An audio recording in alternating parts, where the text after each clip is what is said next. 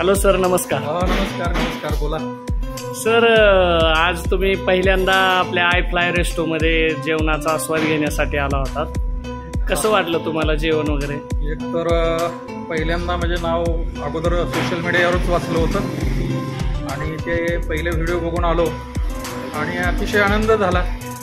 कारण ज्या अपेक्षेनं आलो होतो त्या अपेक्षा तर पूर्णच झाल्या, पण त्यापेक्षा अधिकची टेस्ट तुमच्या ठिकाणी मला मिळाली आणि त्यामुळं मला आनंद झालेला आहे जेवल्यानंतर. तुम्ही काय जेवण केलं सर?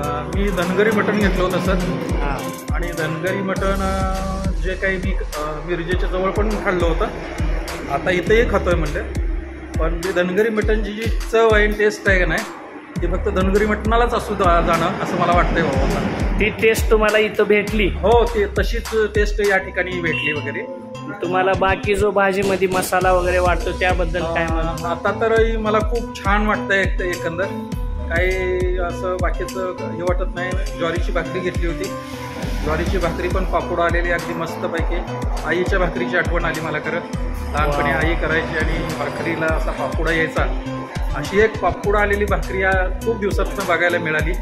हे हॉटेलचं वेगळेपण आहे असं मला वाटतं. आपल्या हॉटेलमध्ये बाजरी आणि ज्वारीची भाकर चुलीवरच भेटते आणि धनगरी मटण वगैरे आपल्या इथं चुलीवरच शिजवलं जातं, त्यामुळे त्याची एक टेस्ट असेल तशी.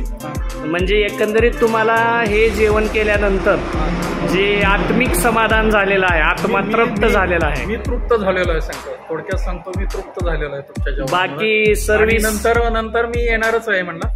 नंतर आम्ही आमच्या मित्राला घेऊन परत एकदा. आता कुठून आले तुम्ही? मी सर छत्रपती संभाजीनगरवरून आलेलो आहे. तेवढ्या दुरून आला?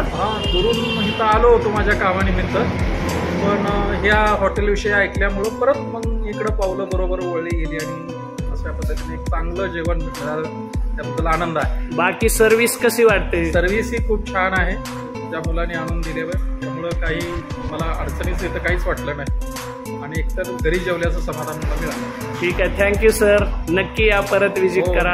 धन्यवाद.